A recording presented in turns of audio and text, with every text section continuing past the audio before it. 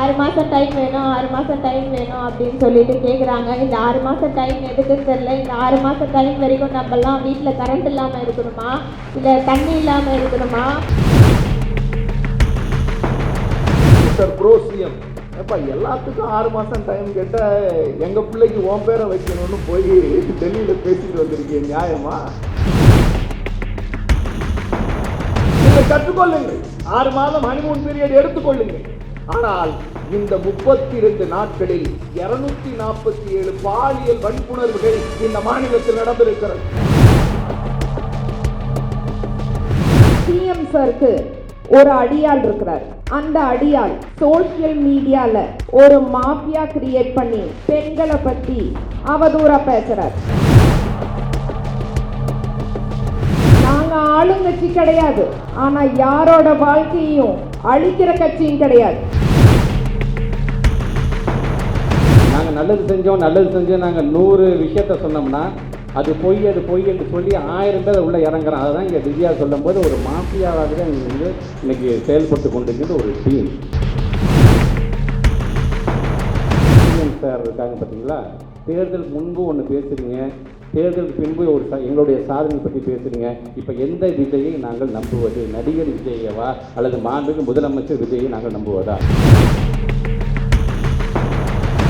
வார்த்தைக்கு பதிலாக தகாத வார்த்தையை வந்து பயன்படுத்தி அவர்களிடம் பேசும்பொழுது அந்த சகோதரி வந்து எதுக்கு நீங்கள் எங்களை அப்படி சொல்வீங்க, எந்த வகையில் நீங்கள் எங்களை அப்படி சொல்வீங்க, எங்களை பார்த்தா இலக்காரமாக இருக்கா, எங்களுக்கு மரியாதை கொடுக்க தெரியாதா அப்படின்ட்டு ஒரு பெரிய போரே நடக்கும். அப்படி இருக்கும்பொழுது தான் அவங்க சொல்லுவாங்க, அந்த திருநங்கை வந்து சொல்லுவாங்க, எங்களுக்கு திருநங்கைன்னு பேர் வச்சுருக்காங்க, எங்களை சொல்கிறதுனா நீங்கள் திருநங்கைன்னு தான் சொல்லணும்னு. இந்த திருநங்கை அப்படின்ற பேரை கொண்டு வந்தவர், உங்களுக்கான அங்கீகாரத்தை கொண்டு வந்தவர், உங்களுக்கான மரியாதையையும் நம்பிக்கையும் கொண்டு வந்தவர் நம்முடைய முத்தமிழறிஞர் கலைஞர். இன்றைக்கும் உங்கள் அனைவருமே அங்கீகரிக்கும் வகையில் தான் நம்முடைய கழக தலைவர் அவர்களும் செயல்பட்டு வருகிறார்கள். அதே போல் தான் நம்முடைய மாவட்ட கழக செயலாளர் அண்ணன் அவர்களும் ஒவ்வொரு ஆண்டுமே வந்து எந்த ஒரு நிகழ்ச்சியாக இருந்தாலுமே கண்டிப்பாக திருநங்கையர்களுக்கு என்று தனியாக அவர்களுக்கு வந்து நலத்திட்டம் கொடுக்க வேண்டும் என்ற வகையில் ஒவ்வொரு முறையும் மாண்புமிகு கழக தலைவர் அவர்கள் பிறந்தநாளாக இருந்தாலும் சரி, இளம் தலைவர் அவருடைய பிறந்தநாளாக இருந்தாலும் சரி, முத்தமிழறிஞர் கலைஞர் அவர்களுடைய பிறந்தநாளாலும் இருந்தாலும் சரி, இது வந்து உங்களுக்காக கொடுக்கக்கூடிய ஒரு ஊக்கத்தொகையோ இல்லை ஒரு பரிசோ கிடையாது. உங்களை வந்து கழகத்தின் சார்பாக அங்கீகரிக்கக்கூடிய ஒரு விஷயம், உங்களுக்கான மரியாதையை கொடுக்கக்கூடிய விஷயம், உங்களை வந்து முன்னிலைப்படுத்தக்கூடிய ஒரு விஷயம். அந்த வகையில் இங்கே வருகை தந்திருக்க அனைவருக்கும் என்னுடைய வாழ்த்துக்களை தெரிவித்துக்கிறேன். அதே போல் இன்றைக்கு பள்ளி மாணவர்கள் வந்திருக்கிறீங்க. கடந்த 5 ஆண்டு ஆட்சியில் வந்து மாண்புமிகு கழக தலைவர் அவர்களால் கல்விக்கு எந்த வகையில் முக்கியத்துவம் கொடுத்தப்பட்டது என்று இங்கே இருக்கக்கூடிய அனைவருமே அறிந்திருப்பீங்க. கல்வி ஒன்றே அழியாத சொத்து என்று கழக தலைவர் அவர்கள் ஒவ்வொரு மாணவர் கூட்டத்திலையும் வந்து பேசுவார்கள். இங்கு வருகை தந்திருக்கக்கூடிய மாணவர்களுக்கும் மீண்டும் கழக தலைவர் அவர்கள் சொன்னதை வலியுறுத்தி நல்லா படிங்கள் என்று கேட்டுக்கொண்டு, ஆட்சியில் இருந்தாலும் இல்லை என்றாலும் இந்த வகையில் கல்விக்காக எங்களுடைய உதவிகள் என்றுமே இருக்கும் என்ற வகையில் தான் இன்றைக்கு மாவட்ட கழக செயலாளர்கள் இந்த ஏற்பாடை செய்திருக்கிறார்கள். அந்த வகையில் இன்றைக்கு வந்திருக்கக்கூடிய அனைத்து மாணவர்களுக்கும் என்னுடைய வாழ்த்துக்களை தெரிவித்துக் கொண்டு, இன்றைக்கு ஆட்சி அமைத்திருக்கக்கூடியவர்கள் வந்து என்ன மாதிரி ஒரு அரசாங்கம் நடத்துகிறாங்க அப்படின்றது அவங்களுக்கே இன்னும் தெரியல. 6 மாதம் டைம் வேணும் 6 மாதம் டைம் வேணும் அப்படின்னு சொல்லிட்டு கேட்குறாங்க. இந்த 6 மாதம் டைம் எதுக்குன்னு தெரியல. இந்த 6 மாதம் டைம் வரைக்கும் நம்மலாம் வீட்டில் கரண்ட் இல்லாமல் இருக்கணுமா, இல்லை தண்ணி இல்லாமல் இருக்கணுமா? நிகழ்ச்சிக்கு வருகை தந்திருக்கக்கூடிய மாண்புமிகு மாவட்ட கழக செயலாளர் முன்னாள் அமைச்சரான அன்பில் மகேஷ் பொய்யாமொழி அவர்களை வரவேற்கிறேன். 2 ஒப்பீடு. திடீரென்று ஒரு ஆட்சி மாற்றம் ஏற்படுகிறது. ஆட்சி மாற்றம், அதிகாரம் கிடைக்கிறது. நான் அரசியல் பேசவில்லை. ஆட்சி அதிகாரம் மாறுகிற போது ஒரு பெரிய மரத்தில் அந்த மரத்தின் கனிகளை உண்டு கொழுத்து தின்று வளர்ந்த பறவைகள் திடீரென்று ஜகை மாறுகிறது. பூட்டி இருக்கிற கதவின் வாசலில் போய் நாங்கள் உங்களுக்கு அடிமை சேவகம் செய்ய காத்திருக்கிறோம் என்று சிலர் காத்திருக்கிறார்கள். அண்ணா அறிவாலயம், ஆட்சி இல்லை, அதிகாரம் இல்லை, ஆனால் கலைஞர் அரங்கத்தில் அழகாய் வரிசையாய் உட்கார வைத்து மாற்று இயக்கத்தினவர்கள் தலைவர் முன்னால் இயக்கத்தில் சேருகிறார்கள். இந்த இரண்டுக்கும் உள்ள வேறுபாடு என்னவென்றால், இந்த இயக்கம் எவ்வளவு பலமானது, வலிமையானது என்பதற்கு இங்கே உட்கார்ந்திருக்கிற இந்த பக்கம் உட்கார்ந்திருக்கிற இந்த இயக்கத்தின் வேர்கள், இந்த பக்கம் உட்கார்ந்திருக்கிற இந்த இயக்கத்தின் வருங்கால கிளைகள். இதுதான் இந்த இயக்கம். கொள்கை மறவர்களால் உருவாக்கப்பட்ட எந்த இயக்கமும் நாற்காலியின் பின்னால் நக்கி பிழைக்கிற நாய்களாக பயணிக்க மாட்டார்கள். நாங்கள் இந்த இனத்தை, மானத்தை, பண்பாட்டை காக்கிற இயக்கம். என் தங்கை சொன்னார் நேற்றைக்கு மதுராந்தகத்தில் பேசியவர்கள் எல்லோரும் பேசினார்கள் என்று.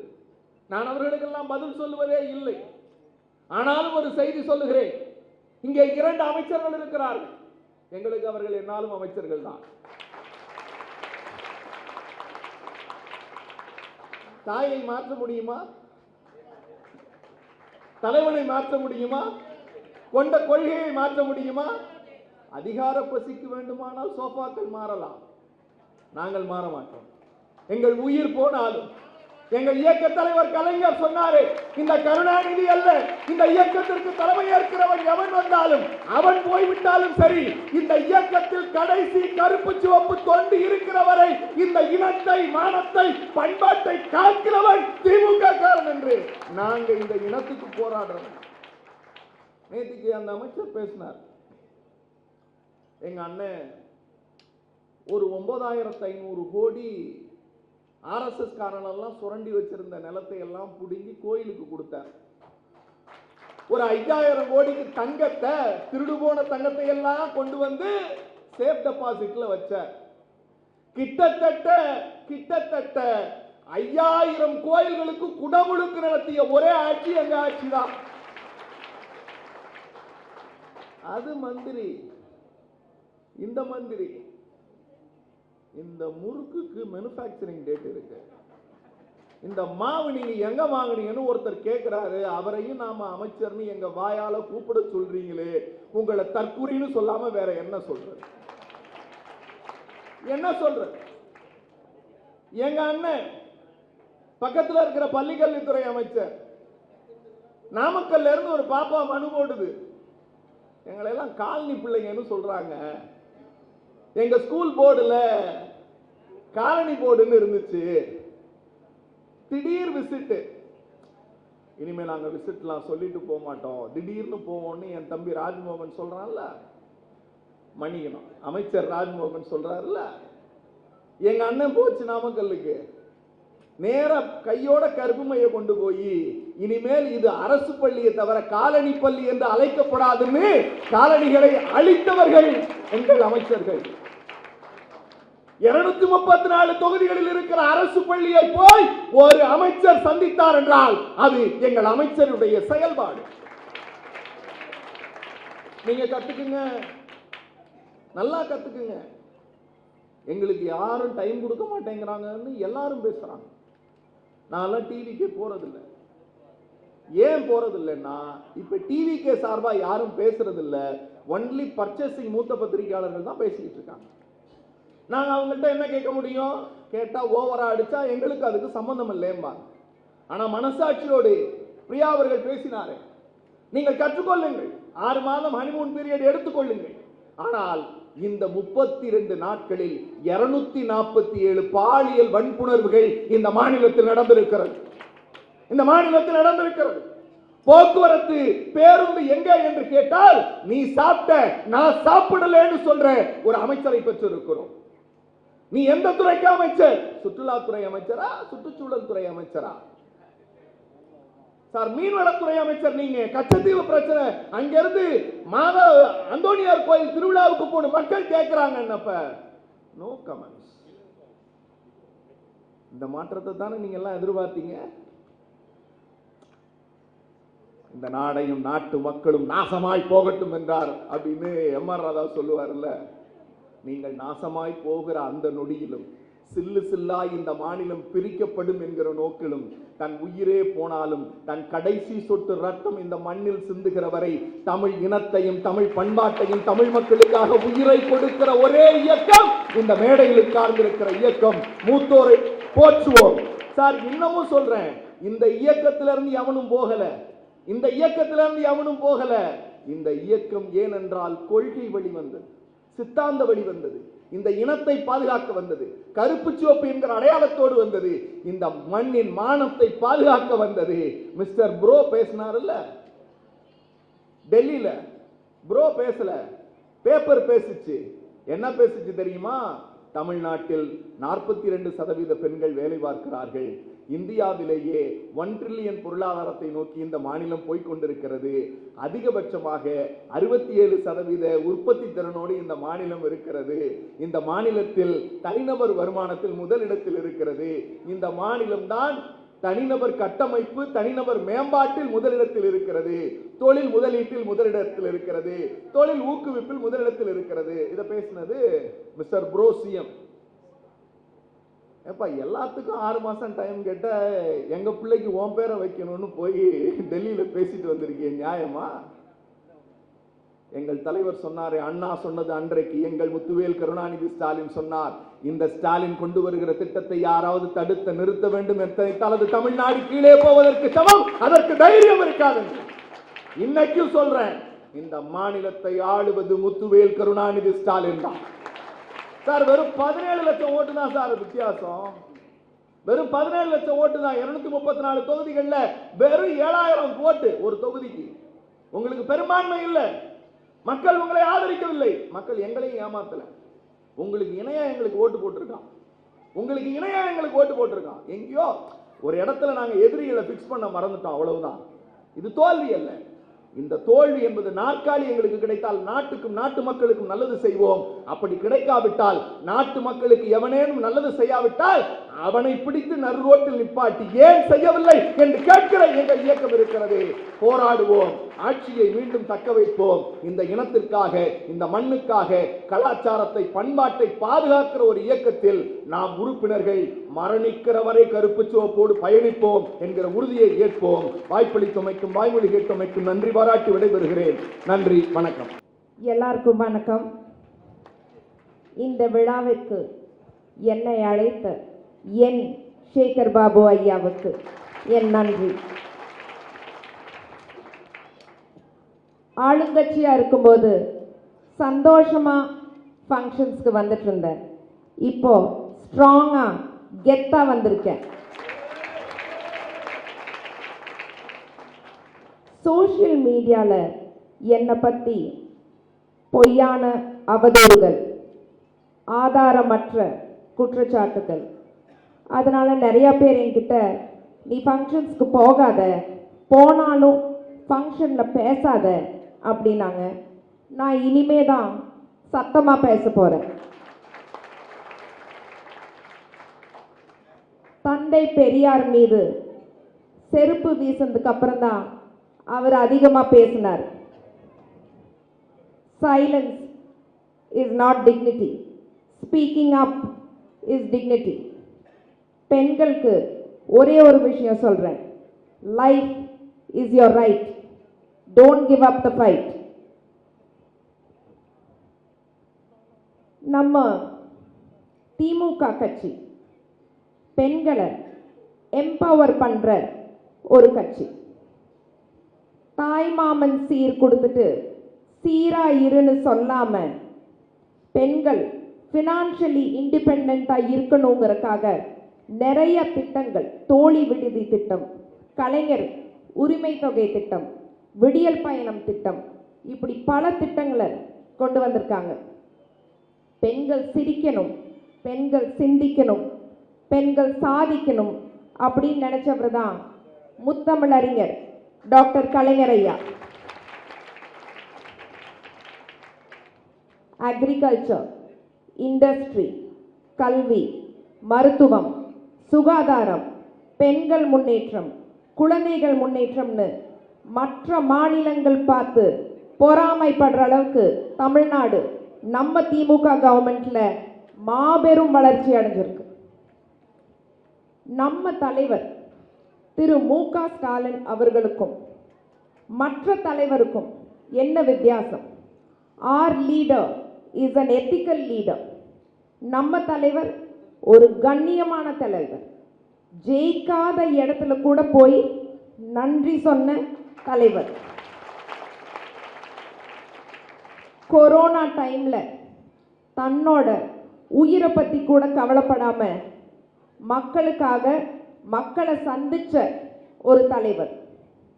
He is a leader with a strong vision.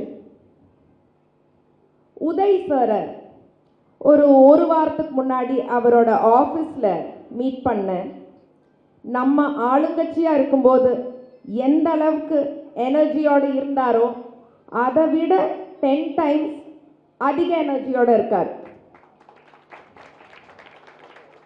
Uday sir is a dynamic Dravidian leader. அவருக்கு ஒரு கரெக்டான கன்விக்ஷன் இருக்கு. அதனால அவர் ஆக்ரோஷமாக பேசணும், சினிமா டைலாக் பேசணும் அப்படின்னு அவசியம் கிடையாது. அவரோட ஸ்டைலில் அவர் அமைதியாக பேசினாலே போதும். பெண்களுக்கு தேவை பட்டு துணி கிடையாது, பெண்களுக்கு தேவை பவர். அந்த பவர் எப்படி வருதுன்னா எஜுகேஷன் மூலமாக தான் வருது. பெண் கல்விக்கு உயிர் கொடுத்தவர் நம்ம அன்பில் மகேஷ் அண்ணா. எங்க அன்பில் மகேஷ் அண்ணா is not just a leader, he is a leader who helps women lead by educating them. Uday சாரை பற்றி இன்னொரு விஷயம், நம்ம திமுகவின் மிகப்பெரிய ஆளுமை, மிகப்பெரிய பலம், மிகப்பெரிய சக்தி நம்ம உதய் சார். என்னோட சேகர் பாபு ஐயாவை பற்றி நிறையா பேசலாம். அரசியலை தாண்டி எனக்கு அவரை ரொம்ப ரொம்ப பிடிக்கும்.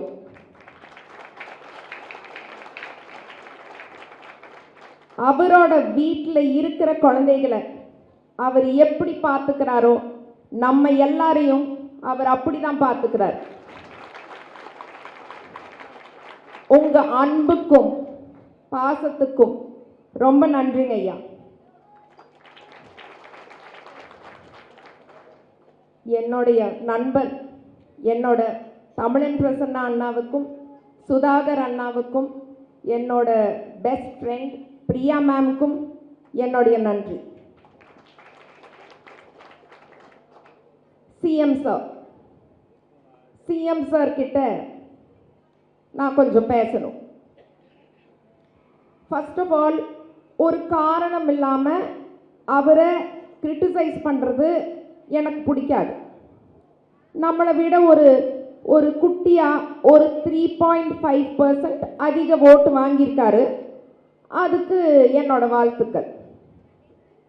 சிஎம் சாருக்கு ஒரு அடியாள் இருக்கிறார். அந்த அடியாள் சோஷியல் மீடியாவில் ஒரு மாஃபியா கிரியேட் பண்ணி பெண்களை பற்றி அவதூறாக பேசுகிறார். அவர் யாருன்னு உங்களுக்கெல்லாம் தெரியும். சரி, அது ஓகே, அது கூட மன்னிச்சிடலாம். அந்த அடியாள் இன்னொரு விஷயம் பண்ணியிருக்காரு. அவர் ஒரு கம்பெனி ஆரம்பித்து அந்த கம்பெனியில் சினிமா கனவுகளோட சினிமாவில் நடிக்கணும்னு ஆசையாக வர ஏழை பெண்கள்கிட்ட பெரிய நடிகர் கூட நடிக்கிறதுக்கு சான்ஸ் வாங்கி தரேன்னு சொல்லி அந்த பெண்களோட வாழ்க்கையை அழிச்சிருக்காரு. இது எத்தனை பேத்துக்கு தெரியும்னு தெரியல. அதில் ஒரு பெண் என்னோட பேஷண்ட்.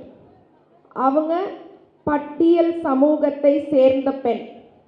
நான் எப்போதுமே பட்டியல் சமூகத்தை சேர்ந்தவங்களுக்கு நிறைய ஒர்க் பண்ணியிருக்கேன். ஏன்னா அவங்க கடந்து வந்த அந்த பாதை ரொம்ப கடினமான பாதை. அந்த பொண்ணு இப்போ கான்ஃபிடென்ஸ் எல்லாம் போய் திரும்பவும் கிராமத்துக்கே போயிட்டாங்க. ஷீ இஸ் மென்டலி இல். ஒரு பெண்ணுக்கு பண்ணுற மிகப்பெரிய துரோகம் அந்த பெண்ணோட தன்னம்பிக்கையை அழிக்கிறது தான், அந்த செல்ஃப் கான்ஃபிடென்ஸை உடைக்கிறது தான். CM sir, we need justice for that Dalit girl. We need justice for all the women who are abused on social media by your gang. We need justice for the 50 women in Salem. நாங்க ஆளுங்கட்சி கிடையாது, ஆனா யாரோட வாழ்க்கையும் அழிக்கிற கட்சியும் கிடையாது. நான் இப்படி பேசிட்டு போனதுக்கப்புறம் உங்கள் அடியால் நாளைக்கு அவரோட சோஷியல் மீடியா மாஃபியாவை வச்சு என்னை ரொம்ப கேவலமாக பேசுவார். அவர் என்னை என்ன வேணாம் பண்ணலாம். ஆளுங்கட்சியாக இருந்தப்போ என்னோட அட்ரஸ் கொடுத்தேன், அவர் மறந்துருக்கலாம். திரும்பவும் சொல்கிறேன், என்னோட address number 13A Brahadambal road, Nungambakkam. மரியாதைக்குரிய சிஎம்மோட அடியாள் அவர்களே, தாராளமாக வீட்டுக்கு வாங்க. எங்கள் அப்பா ஷூட்டிங் போயிட்டார், நான் வீட்டில் தனியாக தான் இருக்கேன். வாங்க பார்ப்போம். கேள்விகள் தொடரும் சிஎம் சார். வெல்வோம், நாளை நமதே. நன்றி, வணக்கம். ஒரு பாதாள அறையில் ஒரு பழங்கி மண்டபம், அந்த பழங்கி மண்டபத்துக்கு பக்கத்தில் ஒரு நீரோடை. அந்த நீரோடையில் நிறையா பூக்கள் மலர்களாக இருக்குது. அந்த மலருடைய நீரோடையில் நீங்கள் மூழ்கி அந்த மலருடைய தண்டை பிடிச்சிக்கிட்டே கீழே உள்ளே போனோம் அப்படின்னா அங்கே ஒரு தங்க மாளிகை இருக்குது. அந்த தங்க மாளிகை உள்ளே போனீங்கன்னா ஒரு தங்க பேழை இருக்குது. அந்த தங்கப்பேழை மேலே பார்த்தீங்கன்னா ஒரு பொன் வண்டு உட்காந்துருக்கு. அந்த பொன் வண்டு மேலே கையை வச்சாதாண்டா தலைமையில் மேலே கையை வைக்க முடியும். அந்த பொன் வண்டு தாண்டா எங்களுடைய சேகர் பாபு என்று சொல்லக்கூடிய அளவிற்கு இதை சொன்னவர் நம்முடைய முத்தமிழர் கலைஞர். ஒரு இயக்கம் எப்படி இருக்குன்னு, ஒரு தொண்டர்கள் எப்படி இருப்பான்னா, இந்த மாதிரி போய் என் தொண்டரை நீ கை வச்சாதாண்டா நீ தலைமைக்கிட்டே வர முடியும் என்று சொன்னவர் முத்தமிழர் கலைஞர் அவர்கள். கலைஞருக்கு ரொம்ப பிடிச்ச ஒரு கதை சொல்லுவாங்க. ஒரு உழவன் இருந்தாலும் ரொம்ப வறண்டு போன நிலம், அவனால் விவசாயம் பண்ண முடியல. வெளியில் வந்து வானத்தை பார்க்குறான், மேகத்தை பார்க்குறான், மேகம் இல்லை. மேகம் இருந்தால் தான் மழை பெய்ய முடியுங்கிற திருப்பி அவன் வீட்டுக்கு போயிட்டான். வீட்டு உள்ள சோகத்தோடு இருக்கும்பொழுது திடீர்னு ஒரு நாள் நல்ல மழை பெய்யுது. அவ்வளோ சந்தோஷம் அவனுக்கு. உடனடியே வெளியில் வரான், பயிரிடுறான், உழவிடுறான், அறுவடை செய்கிறான். அறுவடை செஞ்ச தானியங்கள்லாம் கொண்டு போய் வீட்டில் போய் வைக்கணும். அவ்வளோ மகிழ்ச்சி. இப்படி மகிழ்ச்சியாக இருக்கும்போது அவன் ஒன்று மறந்துட்டான். அடடா, இவ்வளோ மகிழ்ச்சியாக இருக்கும்போது அந்த மேகத்துக்கு நம்ம நன்றி சொல்ல மறந்துட்டோமே அப்படின்னு வீட்டோடு வேகமாக ஓடி நன்றி சொல்றதுக்காக மேலே பார்க்குறான். அந்த மேகம் தன்னை மழையாக கரைத்து கொண்டு அங்கிருந்து அது மறைந்து போய்விடுகிறது. அந்த மேகம் தான் நம்முடைய முத்துவேல் கருணாநிதி ஸ்டாலின் என்கின்ற நம்முடைய இயக்கத்துடைய தலைவர், நம்மை நாளும் இயக்குகின்ற தலைவர். பழுத்த மரமெல்லாம் இங்கே உட்காந்துருக்கீங்க. பல கல்லடிகள் பட்ட மரங்கள் நீங்கள் எல்லாருமே. எல்லா ஆர்ப்பாட்டத்திலும் எல்லா போராட்டங்களிலும் நீங்கள் சிறை சென்றவர்கள். நம்ம இயக்கம் வந்துவிட வேண்டும். நம்முடைய தலைவர் அடிக்கடி சொல்றாரு, இன்னும் அறிவாலயம் எங்கே இருக்குன்னு கூட தெரியாமல் உழைத்து கொண்டிருக்கின்ற அந்த உடன்பிறப்புகளை இதயத்தில் நிறுத்துங்கள்னு சொல்கிறாருங்க. பார்த்தீங்கன்னா அப்படி உழைத்தவர்கள் நீங்கள். இங்கே நம்முடைய பிள்ளைங்க, ஸ்கூல் பசங்க இருக்கிறாங்க, காலேஜ் ஸ்டூடெண்ட்ஸ் இருக்கிறாங்க. நம்ம நிமிர்ந்த ஒரு தலையை நிமிர்த்தி நம்ம பார்த்துருக்கோம். அந்த பிள்ளைங்க இன்னும் கீழே குனிஞ்சிட்டு ஃபோனை ரீல்ஸையும் தான் பார்த்துட்டு இருக்கிறாங்க. ஏன்னா அப்படி ஆக்கப்பட்டு விட்டார்கள். அவர்கள் நான் தவறு சொல்ல மாட்டேன். ஸ்டூடெண்ட்ஸ் நல்லா தெரிஞ்சுக்கோங்க, ஒரு நெகட்டிவ் நரேஷன்ஸ், ஒரு நரேட்டிவ் செட் பண்ணிக்கிட்டே இருக்கிறாங்க. நாங்கள் நல்லது செஞ்சோம் நாங்கள் 100 விஷயத்த சொன்னோம்னா அது பொய் என்று சொல்லி 1000 பேர் உள்ளே இறங்குறான். அதுதான் இங்கே திவ்யா சொல்லும் போது ஒரு மாஃபியாவாகவே அங்கே இன்னைக்கு செயல்பட்டு கொண்டிருக்கின்ற ஒரு டீம். ஆக அப்படிப்பட்ட ஒரு இடத்துல தான் இப்போ தமிழன் பிரஸ் நான் சொன்னேன். அப்படின்ட்டு பக்கத்தில் உட்காரும் பொழுது இவ்வளோ நலப்பணிகள் செய்கிறோன்னே நம்மளோட கூட இருந்துட்டு இப்போ திடீர்னு நம்ம விட்டு பிரிஞ்சு போய் நம்மளை பற்றி இப்படிலாம் பேசுகிறாங்கண்ணே, நேற்று கூட ஒரு அமைச்சர் இப்படி பேசிட்டாருண்ணே அப்படின்னு ரொம்ப ஒரு வருத்தத்தோடு சார். இந்த சீரா புராணம் தெரியும் எல்லாத்துக்குமே, உமர் புலவர் எழுதுனே சீரா புராணம். அதில் ஒரு சின்ன ஒரு நிகழ்வு வரும். என்ன நிகழ்வுனா, அந்த மான், ஆண் மான், பெண் மான், குட்டி மான் பிறந்து 3 மாதம் குட்டி மான்லாம் மேய்ஞ்சிட்டு இருக்கும்போது திடீர்னு ஒரு வேடம் வந்துடலாம். அந்த வேடம் வந்தோடனே அந்த ஆண் மானு குட்டி மானு ஓடிடுச்சு, பெண் மான் மட்டும் மாட்டிக்கிடுச்சு அந்த வேடன்ட்ட. அந்த வேடன் அதை பிடிச்சிதான் அந்த பெண் மான் கெஞ்சுது, என்னை விட்டுங்கன்னு கெஞ்சுது. அப்போ அந்த பக்கமாக நபிகள் நாயகம் வராரு. நபிகள் நாயகம் வரும்போது அந்த வேடன்ட்ட இந்த பெண்மான் கெஞ்சுவதை பார்க்குறாரு. என்னை விட்டு, என்னை தேடி நான் ஆண்மான் துயரத்தில் இருக்கிறோம், எனக்கு பிறந்த குழந்தை ஒரு 3 நாள் தான் ஆகுது, அதுக்கு நான் பால் கொடுக்கணும், என்னை விட்டு என்று கெஞ்சும்போது நபிகள் நாயகம் சொல்கிறாரு, அந்த வேடன்ட்ட பார்த்து, பாவமாக இருக்குதுல்ல அதோட கதையை கேட்கும்போது, தயவுச்சு அதை விட்டுட்டு நீ போயிடுன்னு. என்று சொல்கிறேன். இல்லை இல்லை, அந்த மான் சொல்லுது, இல்லை நான் போய் பால் கொடுத்துருந்தேன் திருப்பி நான் உங்ககிட்ட வந்துடுறேன் என்று சொல்லும் பொழுது அதுதான் சொல்லுது, இல்லை அதை விட என்று நபிகள் நாயகம் சொல்லுகிறார். உடனடியாக இந்த வேடன் சொல்ல, இல்லை நான் ஒத்துக்க முடியாது, நான் எப்படி நம்புவது என்று சொல்ல நபிகள் நாயகம் சொல்ல, நான் ஜாமீனாக உட்காடுறேன், நான் நீ அந்த மான் போயிட்டு வரட்டும், எனக்கு அது போயிட்டு வருங்கிற நம்பிக்கை எனக்கு இருக்குதுன்னு சொல்லும் பொழுது அந்த பெண்மான் வேகமாக ஓடுதான், தன்னுடைய குட்டி மானுக்கு வந்து பால் கொடுக்கறதுக்காக வேகமாக ஓடுதான். அப்படி ஓடும்பொழுது அது இருக்கக்கூடிய அந்த தாய்ப்பால் கீழே கொட்டிக்கிட்டே வரதை பார்க்கும்போது அவர் எப்படி அந்த ஊமையோடு சொல்கிறாருன்னா, வெண்ணிலாவினுடைய நிலவு போல் அது மின்னுகிறது வெள்ளையாக என்று உமர் புலவர் எழுதுகிறார். அது போகுது, அந்த குட்டிக்கு பால் கொடுக்குது, பால் கொடுத்த அடுத்த நிமிஷம் அங்கே இருக்க அவங்களுடைய ஃபேமிலி மெம்பர்ஸ்லாம் சொல்லுது, நான் திருப்பி நான் வேடங்கிட்ட நான் போய் ஆகணும்னு சொல்லி அவங்க என்ன சொல்கிறாங்க, போயிடாத, போன அந்த வேடன் உன்னை கொண்டுருவான், அந்த விஷயம் நீ போயிடாத அப்படின்னு சொல்கிறாங்க. அப்போ அது சொல்லுது, சொன்ன வாக்கை காப்பாற்ற முடியலன்னா அதுக்கு ஒரு புலிகிட்ட அடிபட்டு சாவுறது மேலு, எனக்காக அங்கே நபிகள் நாயகம் அங்கே காத்து கொண்டு இருக்கிறார், நாங்கள் போக வேண்டும் என்று அந்த பெண்மான் வருது. அதை பார்த்துணும் அதோடைய நாணயத்தை பார்த்துருக்கோம். அந்த வேடன் வந்து அந்த பெண்மானை விடுவிச்சுட்டு நபிகள் நாயகத்தை ஐயா அவர்களுக்கு வந்து வணக்கம் சொல்லிட்டு விடைபெறுவதாக உமர் புலவர் சீரா புராணத்தில் எழுதியிருக்கிறார். இன்றைக்கி அந்த உமர் புலவர் இருந்திருந்தார் அப்படின்னா சீரா புராணத்தை எழுதி விட்டு நபிகள் நாயகத்துக்கு என்ன தெரியுமா சொல்லியிருப்பார், போயிட்டு வந்துடுறேன்னு சொல்லிட்டு போயிடுவாங்கய்யா, இவங்க நம்பிக்கிட்டு நீ ஜாமீன் உட்காந்துடாத, அவங்கக்கிட்ட வரவே மாட்டாங்க, ஏன்னா இன்றைக்கு அவருக்கு அந்த பதவி வேறி அவர் பிரித்து ஆட்டிக்கிறது என்று கன்க்ளூட் பண்ணியிருப்பார். இன்றைக்கி அவர் என்ன சொல்கிறார் அந்த அமைச்சர், திராவிட முன்னேற்ற கழகத்தை 50 வருஷத்துக்கு நாங்கள் தொடச்சி எரிஞ்சிருவோம் என்று சொல்கிறாரு. தொடக்கிறதுக்கான தொடப்பமாக நீ இருக்கலாம், ஆனால் நாங்கள் தூசி அல்ல, நாங்கள் தூண்கள், மாநில உரிமைகளை காப்பாற்றிய தூண்கள் நாங்கள், இந்திய திணிப்பு என்று வரும்போது எழுந்திருந்த தூண்கள் நாங்கள், தமிழ்நாடு வளர்ச்சி பாதையை கொண்டு செல்ல வேண்டும் என்ற பல சாதனைகளை புரிந்த உடன்பிறப்புகளால் உருவாக்கப்பட்ட தூண் திராவிட முன்னேற்ற கழகம் என்பதை நீங்கள் மறந்திருக்கக்கூடாது. திட்ட கூட மனசு வரலையா அவங்களெல்லாம், ஏன்னா கூடவே இருந்தீங்க, அவ்வளோ மாண்புகளோடு நீங்கள் நடந்துக்கிட்டீங்க, அதுவும் பெரியவங்களாம் இருக்கக்கூடிய ஒரு இயக்கமாக அந்த இயக்கம் இருந்தது. ஆனால் போகும்பொழுது எப்படி நம்முடைய முத்தமிழர் கலைஞர்கள் வெற்றியையும் சரி தோல்வியையும் சரி துரோகம் இருக்கின்றோம்.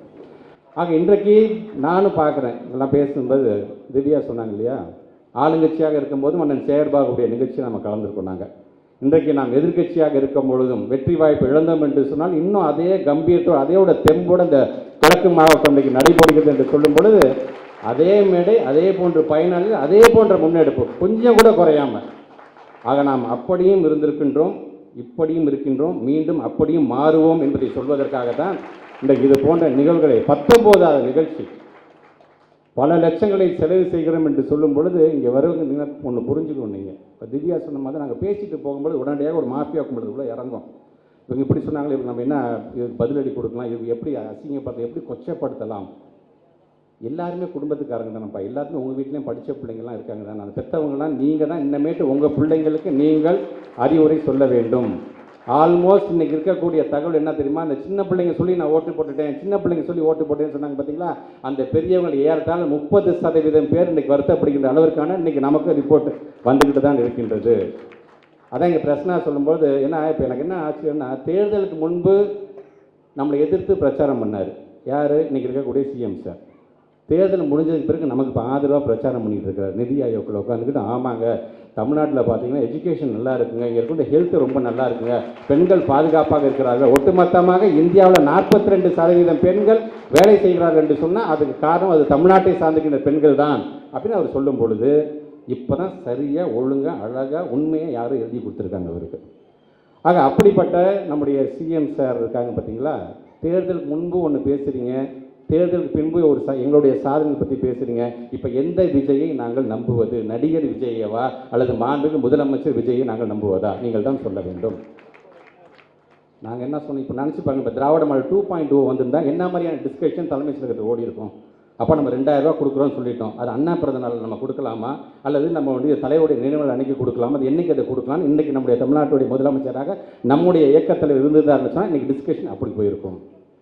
சரி, மக்களுக்கு நம்ம இந்தந்த வாக்குறுதிலாம் கொடுத்துருக்கோம், எந்தெந்த காலகட்டத்தில் இதுக்கான தொடக்க விழாவை வைக்கலாம், எந்த தலைவர்களை நம்ம அழைத்து இந்த தொடக்க விழா நடத்தினா இன்றைக்கி அந்த டிஸ்கஷன் நடந்திருக்கும். ஆனால் இன்றைக்கி அதெல்லாம் விட்டுட்டாங்க அவங்க. நாம் என்னென்ன சாதனை நம்ம செஞ்சுட்டு இருக்கிறோமோ அந்த சாதனைகளுக்கெல்லாம் அவங்க ஸ்டிக்கர் விட்டாங்க. ஏன்னா தெரியும் நம்முடைய மாண்புமிகு அமைச்சர், நம்மளுடைய மாண்புமிகு முதலமைச்சரை பொறுத்து ஒரு நடிகராக இருந்தபோது நிறையா ரீமேக் படம் தான் நடிப்பார். அதே மாதிரி தான் இன்றைக்கி நாம் கொண்டு வந்திருக்கின்ற எல்லா திட்டத்தையும் ரீமேக் மாதிரி அதுக்கான பெயரையும் ஸ்டிக்கரையும் ஒட்டி ஒட்டி ஒட்டி தன்னுடைய பெயரை எடுத்துக்கிறாரு. கேட்டால் 6 மாதம் டைம் தரேன்னு சொன்னீங்களே, கண்டிப்பாக ஒரு நிர்வாகம் என்றால் என்ன தெரிஞ்சுக்கோங்க. ஒரு மானிய கோரிக்கையில் நாம் எப்படி பேச வேண்டும், தப்பே கிடையாது. எல்லாரும் நாங்கள் ஒன்றும் தெரிஞ்சுக்கிட்டுலாம் வரல, நாங்கள் வந்து கற்றுக்கிட்டோம். 6 மாதம் தயவுசெய்து டைம் எடுத்துக்கோங்க. ஆனால் 6 மாதம் கழித்து தான் நீங்கள் மின்வெட்டை பற்றியே பேசணும். 6 மாதம் கழித்து தான் நீங்கள் வந்து கோயம்புத்தூரில் நடந்து, அதுவும் ஒரு 10 வயசு குழந்தைக்கு நடந்த அந்த கொடுமையை பற்றி நீங்கள் பேச வேண்டும். 6 மாதம் கழித்து தான் இங்கேருந்து நம்முடைய முதலீடுகள்லாம் 30,000 கோடி 40,000 கோடி வெளி மாநிலத்துக்கு போது பார்த்தீங்கன்னா, அது 6 மாதம் நீங்கள் வாயே திறக்கக்கூடாது அப்படின்னு சொன்னால் எப்படி சார் முடியும்? அது இந்த தமிழ்நாட்டுடைய வளர்ச்சியை கண்ணும் கருத்துமாக அதற்காக உழைத்தவர் எங்களுடைய இயக்கத்துடைய தலைவர். ஆக அப்படியே பாதியிலே விட்டுட்டு போக முடியுமா? எங்களுக்கு ஓட்டு போடலைங்கிறதுக்காக. இந்த இயக்கத்திற்காக நிற்க வேண்டும், இந்த ஒட்டுமொத்த தமிழ்நாட்டின் வளர்ச்சிக்காக நிற்க வேண்டும் என்று நினைக்கக்கூடியவன் தான் உண்மையான உடன்பரப்பாக என்றைக்குமே இருப்பான். அதை நாங்கள் செய்து கொண்டிருக்கின்றோம். நிர்வாகம் சார்ந்து நீங்கள் கொடுத்த வாக்குறுதி சார்ந்து 6 மாதம் எடுத்துக்கொள்ளுங்க. 2,500 ரூபா தரேன்னு சொன்னீங்க பார்த்தீங்களா எல்லா மகளிருக்கும்.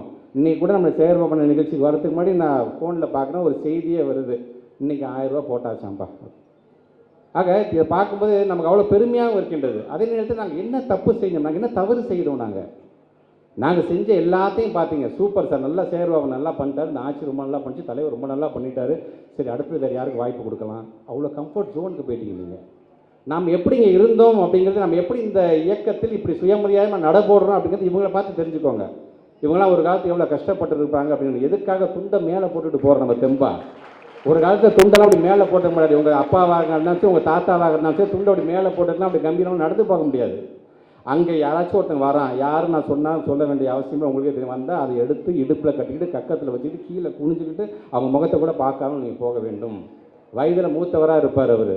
வயதில் மூத்தவராக ஒரு குப்புசாமி 75 வயசு இருந்தாலும் சின்ன பையன் ஒருத்தன் என்னடா குப்புசாமி எப்படா இருக்குது அப்படின்னு கேட்கக்கூடிய காலம் இருந்தது. அதை மாற்றி காட்டியவர் யார் என்று சொன்னால் தந்தை பெரியார், பேரறிஞர் அண்ணா, முத்தமிழர் கலைஞர் அவர்கள்.